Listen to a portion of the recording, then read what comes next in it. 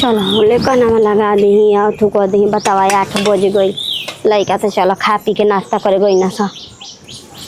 हाय का करत छोड़ धो हाथ का होई भी काम नहीं के करत भाई बड़ तो बड़का लेकन लगावेला उ ना लगइहन महारानी उतरल बड़ी अजी हो सकता के जना आजकल भइल भी आजकल भइल ओ सकत लागत होई ओकरा भइल बड़ बड़का दानी काहे तू बाल बच्चा नहीं को पैदा कइले हम बाल बच्चा नहीं पैदा कइले उहे माने निखो नहरा के पैदा कर तारी क्या उ तो बतिया बटल ही बाटे कि अब हम का कहीं बड़का नीमन काम करके आइल बड़ी ना कि उनका लोग बैठ के सेवा करी पलंगड़ी पर बैठा के ढेर दानी भइल बड़ी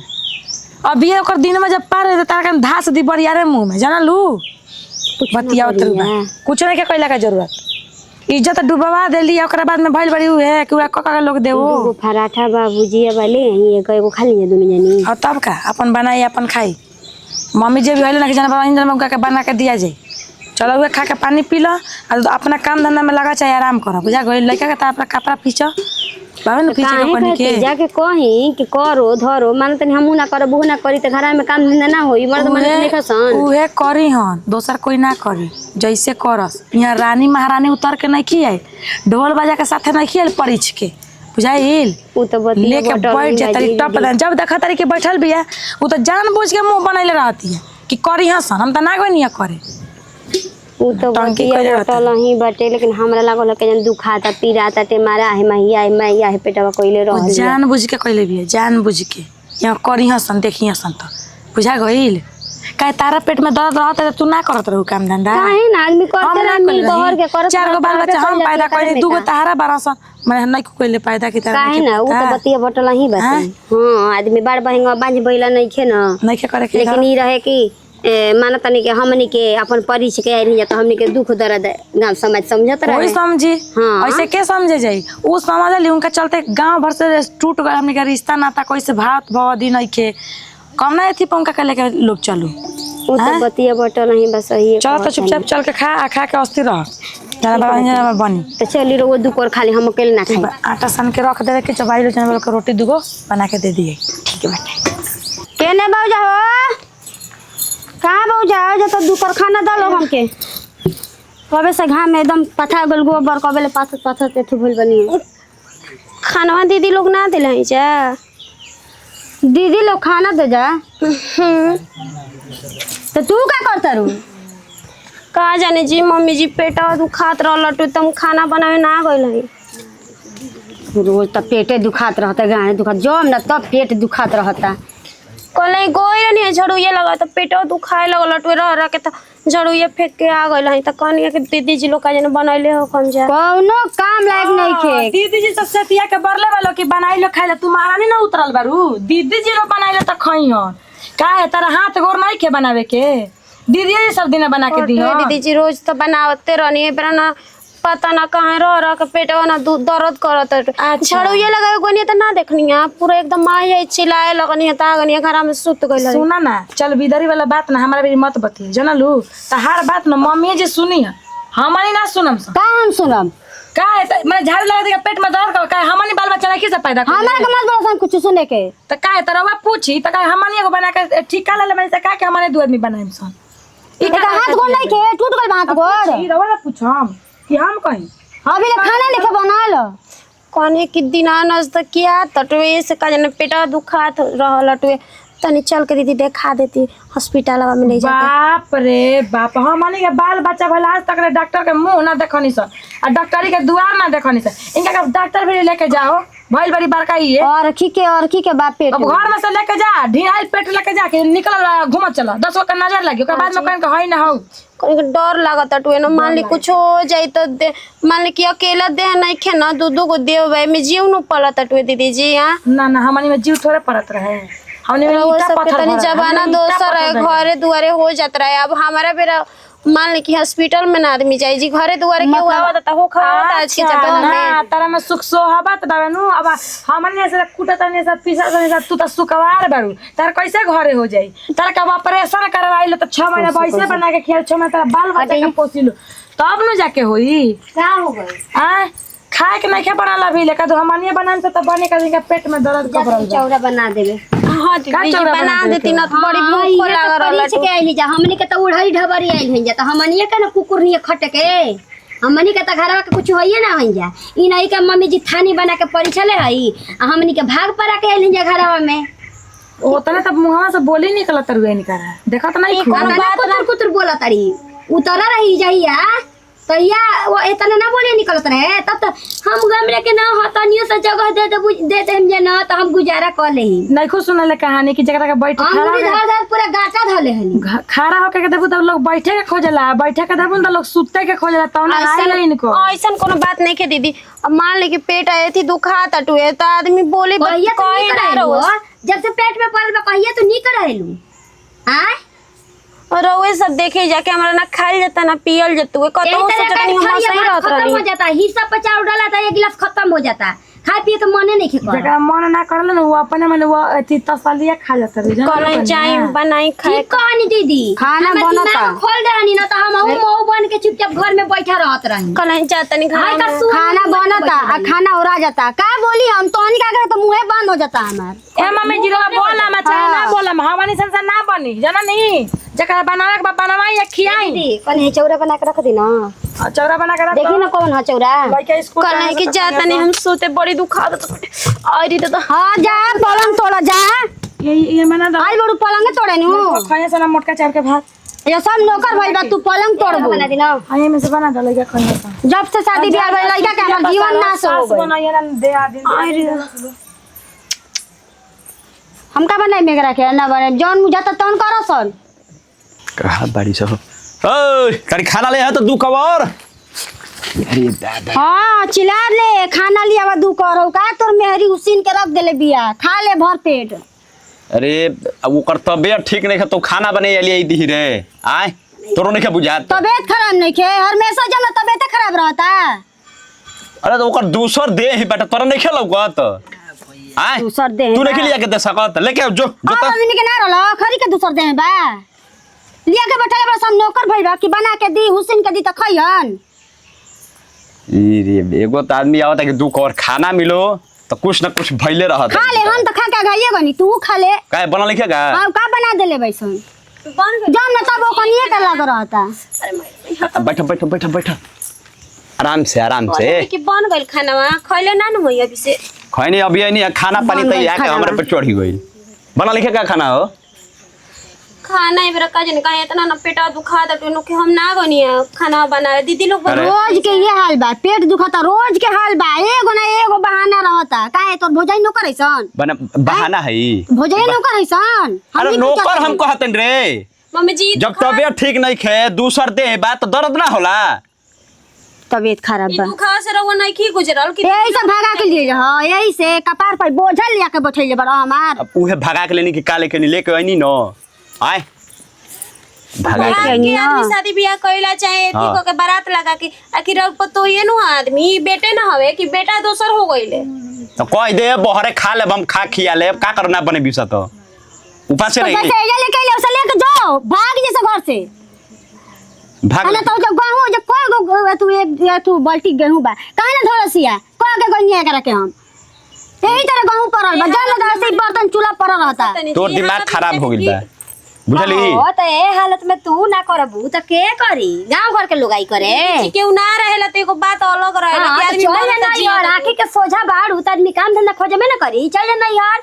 सही है ना दीदी जी कहता नहीं दीदी जी बनिया रही घरवा के मान लीजिए रहुआ सब बढ़ला ही बनी त आदमी मरत तो हमर कल जा काहे खाती बड़ी आ कुछ तू कइले बालू हमनी के बेरी कइले बालू कि तार मर्दा कइले बाना देखी दीदी हमारा अपना के काम नहीं कि हम मर ओ बट मार पेट दुखाव कहाई कि त ये बाबू जी एक बाल्टी पानी चला दी त हमारे सरा चली हो चलावा जा जन्मन कर तवन करा जा एक तो सही राउर मौके के परस परस के दी वो बताई करे बदल तोरू जगह हां बदल ना लेबे के ई अब कोनो बात थोड़े भाई देखी अपना ले मन ले बियाह कइले रहती जा त हमनी के दुख सुख हर एक चीज में शामिल रहती जा बबुआ जी लेकिन जब अपना मर्जी से बियाह नहीं की कइले त हमनी के काहे के समझिन जा उनकर दुख तो मार दे जान मार दे तब एकर हाउ जन पलत हो करो आतना त करनी क के आइल बारी कि ना नैहर जे ना ससुर जे हां तत्काल में मने बियाह शादी को कैल में जो ताना मारत जब मान ली कि हमरो आइला हो गल ना एक साल तो ऐसे आदमी मत तत्काल का नेवता देले रहलू बियाह करे के माई बाबू के ना जुड़ल ह कि लेके भाग गेलू अगलू ह ये में हमरे गलती बटुए रोवा तना बोलत नहीं एगो कामवा करे ना चल जा तनी मुंहवा उठा के चल जा नहीं हरा तनी हमू देख ली चल जा। अब हमार घर दुआरी ये बटुए हम अब कतहु जाई मम्मी ना। हाँ तो यही घर में करा धर तबे रहबू तारे आदमी नौकर बनिहार ना हो तार मरद तार दुख तकलीफ समझी हमनी के ना समझे के कोनो काम के माना करे नहीं जी दीदी। आय कौन ऐसा काम हम ना करत हो जौन हम धान चाउर फटके के चाहिए मम्मी जी के तरह वो सब हमारा से फटकावे जे बिनवावे नहीं जा काहे ना बिनवावे के मतलब ना करबू का बनिहार हो कि क के फटक के आ फुटुक के दी माने हमारे पेटवा जे पहाड़ हो गल बटुए रोवा सबके दू को तीन को बाल बच्चा बटुए त रोवा सबके पेट पहाड़ नहीं के दीदी जी मगर हमारा अभी से पेट पहाड़ अयो बोलियो निकले लगल अब बोली निकला त कुछ दिन में सर पर चढ़ के बैठ जाई बैठ अब का बैठ कहल का चाहता ई बताऊ हमरा के माने ऐसा स्थिति में करी कुल घूम घाम के काम काहे ना करी काहे करी रे मतलब हम ना करत रहनी हां हमहू भर भर लेके रोटी आ भात बनावत तो तोरा बेर जमाना कुछ दूसर रहे शान का तना भाई भगनिया के लेके आइल बने का तना शान बाराऊ हां ए भौजी त जान मारवा दिए कर लेके आइल बनी तो ई बताओ हां ई कोनो बात ह तू बोला तो कर संग संग ई तो बोलते बे तू बोला कर आदमी कि सुन बताओ तनी लेके आ मॉडल कपड़ा पहना के पूरा गांव घुमाओ काहे से कि गांव घुमा के त आ गेले लेके बैठ गेले अब सगरो घुमाओ जान ले अब कोनो काम नहीं खे आ कोई नौकर नहीं का बनल के उसीन का धरी त तू खाबे तोर मेहरियो खाई भगनी परैनी आदमी आवे तो माने मेहरारू ना कहले का बताएं जी डॉक्टर क्लास की बेड रेस्ट बटुए बेड रेस्ट ये लोग करे ना दिहल ऊपर से इतना ना हमरा डर लगता कि कुछ होखे मत हां जे भाग पर आके ई बताई कि जे भाग पर आके आवेला ओकर बीमारी ना होला ओकर दुख दर्द ना होला ए छोड़ा ना हेरी के फेर में दर्द जे भाग के आवेला ओकर खत्म हो जाला तू जा आराम कर दे तर हम खा ले बहरे खा बनल तोहरो को ले कुछ जा हमरा नहीं के ना बाहरी के खाए के बढ़िया चीज लेके आए ठीक ना बढ़िया चीज लेके आई भाई आज तनी लुकाइए छिपा के ले आए ना तो हां लुकाइए गेली बताओ ना होटलो कल है बटुए कुछ चल भीतर चल तू उठा उठा नहीं के चलल जात जी अब नहीं के चलल जा तो चला नहीं खेता तो करे के चली आओ तरू चिल्लाया बोल लगत ना उठा खाला दे बुलात ना घर में हो जाता तो क्यों का चल चली चल चल चल चल चल बतावा ई कचक कचक पहले रहते कि दादा खाना बनावला खाती बतावा होई कितना फुटुर फुटुर बोले लागल बतावा पहिले ना बोलत रहलिया लइकावा होके के भाई यही से लागता कि एकदम छान पर चढ़ल बिया आ जब लइकावा हो जी त हमनी के त दुर्गतिए करे लगी घर में चल ना ओकरा दुर्गति के फेर में कौन चिरा वही धरा तो कनिया की जे गरनिया तो तनी पकौड़ी एक किलो नहीं तो लइका सन के दे देनी हां आ कनिया के दुगो तरो खातिर ले ले आनी आज दीदी रे काता ना मानी ना जी हमरा के आए जतरा सब पढ़े ओ लरिया बना सन तोहरो मरबो कइले बने इस तरह लइका के दूध ठीक कइले हई ना के जा पीछे पीछे लागल बरके माई दे हमरा के औरी हम कहीं तोरे मुंह बारे ठीक लोटा गइला ओकर नीचे ओकरो को तरवा चढ़ा के एकदम खिया के चढ़ा देल बन का पार पे हम सब झुराइले रहल हमेशा केनो से त बरके माई दे 2 रुपया ये दीदी कितना बोले लागल जी हाता ना पहिले बोलत रहलिए डेरा के रहत रहलिए अब में सब बबुआ काता बोले लगनी ओकर नाम सुना तनी हमर पारा हाई हो जाता जान लो ओकर नाम सुनल नहीं खींचा ई एकदम मेहर मौग हो गइल बना एक त गलती करन भागा पारा के लियलन अब ढेर बोली निकला त सिखावत अब थानी बना देई हां ओकर कुल करनी आदमी भुला गेल माना अब थानी बनावल चाहत न सोचत रही कि हमर उ सोचत ना कि हम मौगी के लइका के बनावत हमर भौजैया महतारिया मिल के आ तरवा तेल लगावत तरवा तेल लगावे वाला काम न करे के चाहिए उ बोलत ये ऐसे चढ़ बर के नु कि जानते कि त गोतिया पट्टीदार हलो मम्मी जी टाइट नहीं की होकर वहां के लरुआ जतने ओकर भी कने का देख के मुंह माया लागता कि हमर बेटा गलती मुंह माया में पड़ गइल बनी ना त परल रह छोड़ देबे का मनियो के ना बस सोजो जी हमनियो के कोखी में लइका बामा सन लेकिन हइसने कोखी में लइका पैदा भइल सके माने हइए कांड करिया सन ओकरा सोचे के चाहे कि भाग पारा के आइल बन त कैसे मिल व्यवहार के रही सब काम धंधा करी कि ताकि एक त रख जी अपने से हमनी के बैठैतिन या बैठी त निक रहल हटे ओहे ना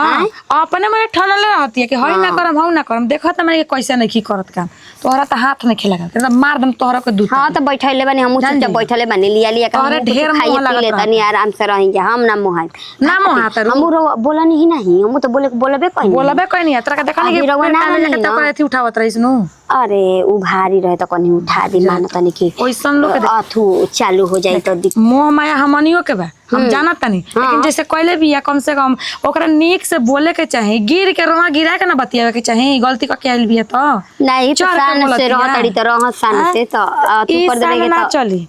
ई हमरा लगे शान ना चली ये जो पकड़ बड़ू लो का गनी रुक पकौड़ी लेल वाली दीदी छे लो दही लो कातना देली है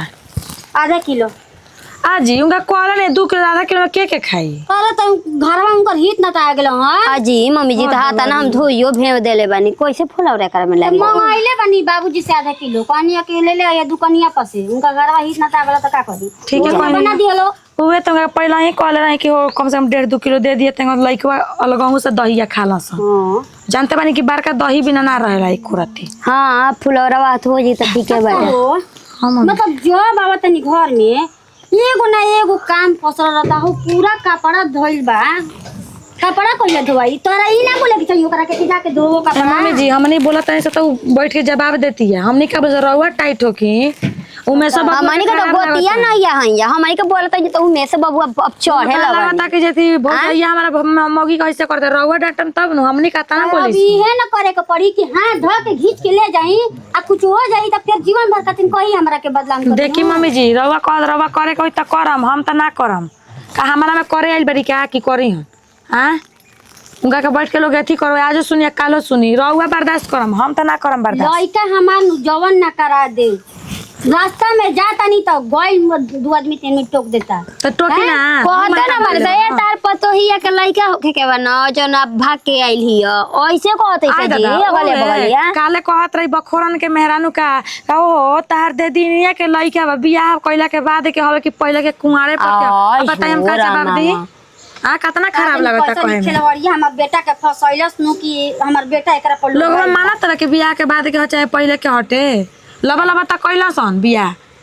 आ सब लोग कहता कुंवारे पर के हटे रउआ सुन या करी ए दीदी के जाना तब तो हमरो शक होखे लागल हां त ना होते तो लइका थोड़े ना होखे के उहे त कहत नहीं हां हमरो होखे लागल जब ऐसन हो जनी सन खेवड़िया नु त विश्वास ना कल जाला ढेर विश्वास लायक नहीं खे ए घरी इहे हो तरुए जब लइका रह जाता नु त का करते से हबर हबर का बियाह कर लेता से लोग कहि न कि जे जान न त नहीं के लोग आनहर बरुए तू देखत ना 1 महीना पहले ही से रहे तू देखत रही 8 अभी 7वां चलत नु तो 7वां बतावत है लेकिन हमारा 9वां पूरा चलता कि हां 9वां 8वां लास्ट करत रही जला जला पेट निकलल बाटे 9वें रे चलत बाटे कौना तरी से देखो तारू सन कि ओकर 7वां चलत ऊ कहत है कि 7 महीना बियाह भइला भइल त 7 महीना 1 महीना पहले ही के बरुए देखत रह ओकरा कहले होई ओकर बाद ना कहि कि बड़ बीमारी के चलते नु अठखरे लइका हो गइल 8 महीना पर हो गइल ई त होता जन गलती कर लिया कहली करवावत ऐसा धरवावत ऐसन आ कमे दिन पर हो गई कहां बिया हो कहाँ भी ये देखी तनले होई चाहे कुछ करत होई के जाना आ कह दी कि राजा बबुआ ओकरा से दूर रह ठीक नु देखत नहीं बड़ा घुस घुस के एक में टीवी देखत ना जाए हां तो उनको का चप्पल से मार मार के नु दिमाग अपने परछैया दे दियो के उनके बोला के भगा के लिया दीहन पर ठीक बाटे बिया वैसा नहीं सिखाई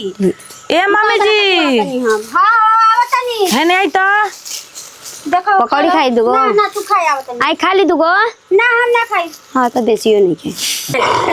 अरे 2 पीस दी भाई तू कहे छोड़ता ना रहे दिए रहुआ का पीसम अब दो देखो हम लिया कैल बे तो हम करत तू छोड़ा ना तू काहे के पीछे पैसे के काम लगा देते जब दादा और मतारी भौजाई करते नहीं खेलो तो रहुआ अब का करम अच्छा देखो अब मान ला कि भागा के शादी कर ले जानते बाड़ू अब मैं खीस में बाड़ी से भौजाई के बमाई होके ठीक न देखी लोग तो लागे लोग चिल्लाए मैं जाइए जैसे चल जी खा अरे केहू कुछ ना ना ना हट पीसा तो भाई बड़ू जा आराम कर तू आई पहलवा कहीं खुदर बड़ू गोड़वा के हो फूल गइल टुए छी देखत नहीं कि गोड़वा सब ई पूरा नसिए फूल गइल बटुए 8 दिन से गोड़वा फूलल बटुए हां तो सब बिछिए उछिए निकाल के रख देला अच्छा। लागल ना कि धंस जाई बिछिए तो घाव का हो जाई छोटा मोटा के अच्छा सुनो तू चल आराम कर हट हम पीस पास देते हैं हां पीस दे जाके घरवा में ना करुआ तेल ले ले आ पूरा गोड़वा में तारवा में तेल लगाओ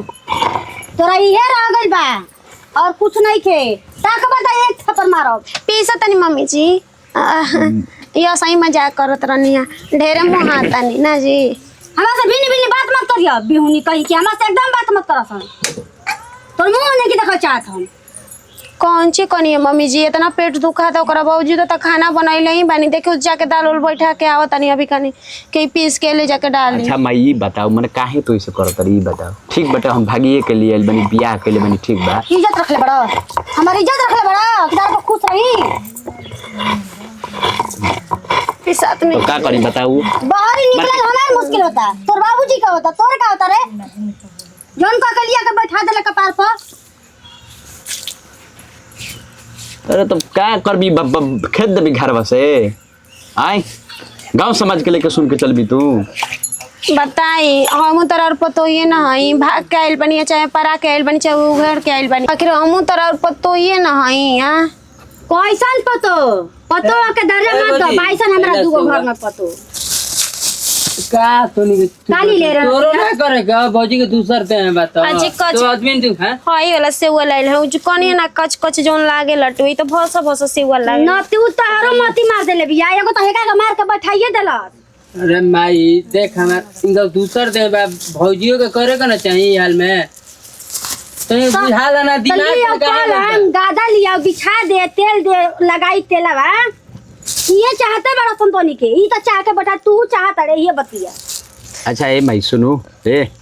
अच्छा जाए दी केहू तेल ना लगे तो बोला के लगवा ले अजी कहले है ना तेल लगाए वाली कि 8 दिन आके लगा देती तो तनी होती बोल देल बनी ओकरा के साजी खाना है। का कहे के घरे दुआरे इतना ना काम एकरा के बोले बड़ा कौन घर में मारा के तेल लगाई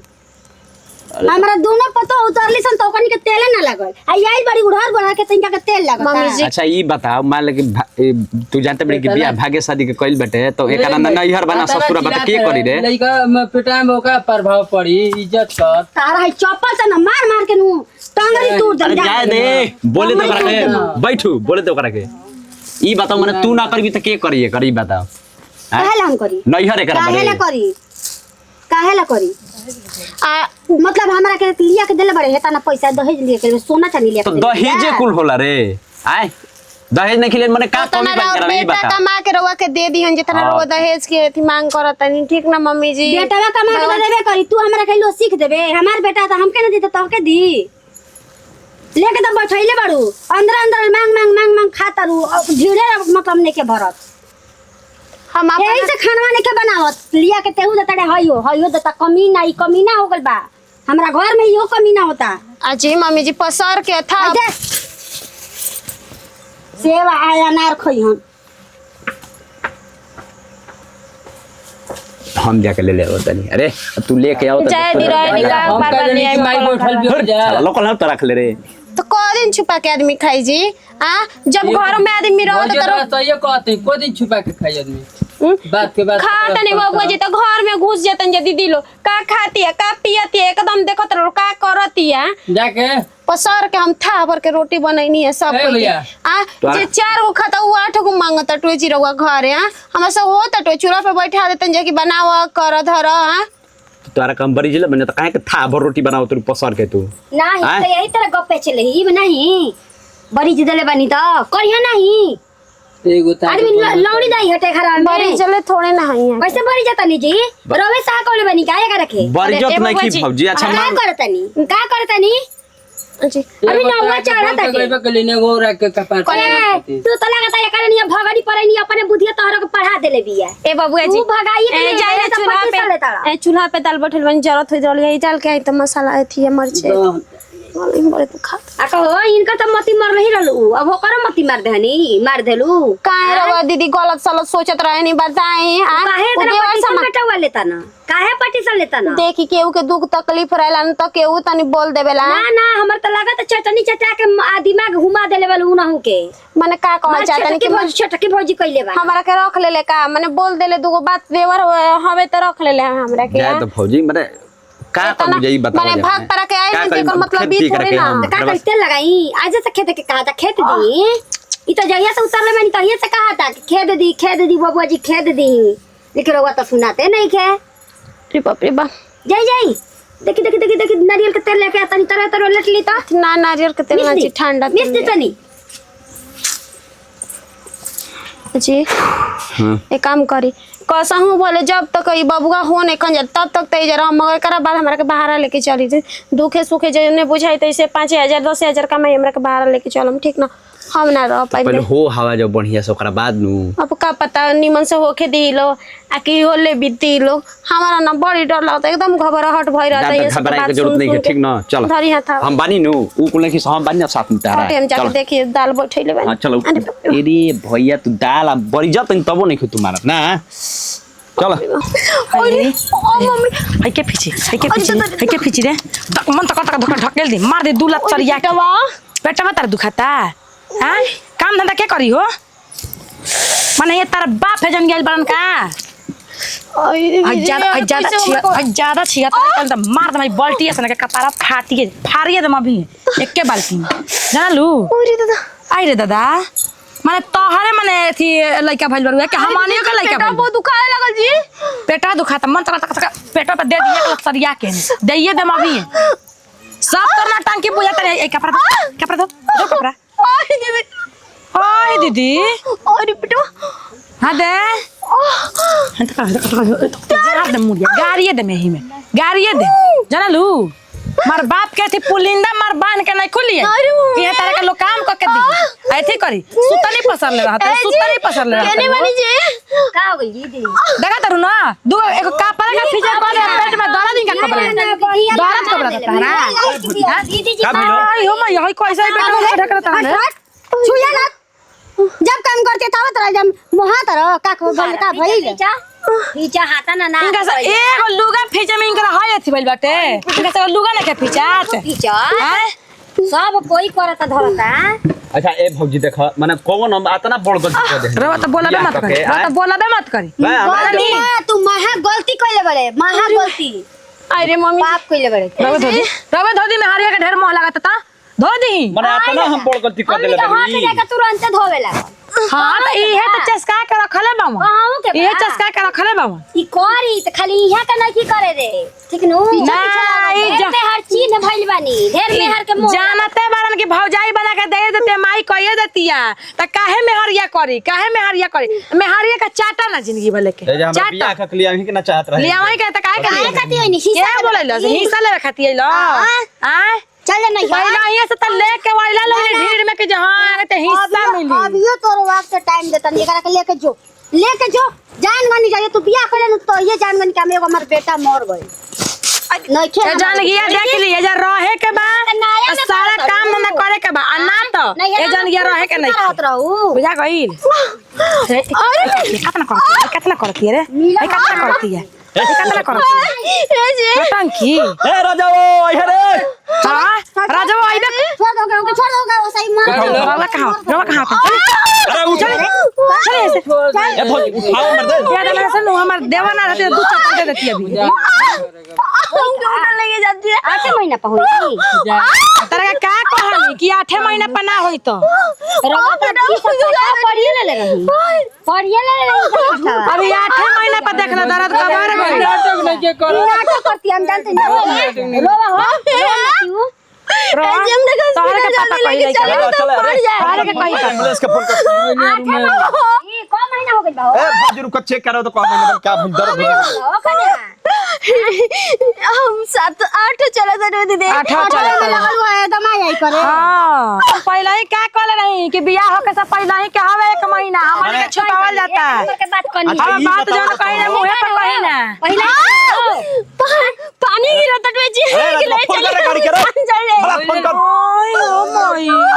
फोन कर दिया जो एकदम माने करेजा लिखे तुम लोग के भीतर तो चल नहीं के कपड़ा हो जाए ए मम्मी जी जाए जी जाए लेके पानी के कारण तो मेरा कोड का है चल जाए मम्मी जी है ना चल जाए रोज सबके घर पे गिरा तो नहीं कि जल्दी लेके चल जनता हमर चल चल रे गाड़ी में बैठा देना ते अच्छा रंगे लग जाए कि हो जाए ना खिसन करत चल हो गेल के चल करी ह तू चल पहले चल चल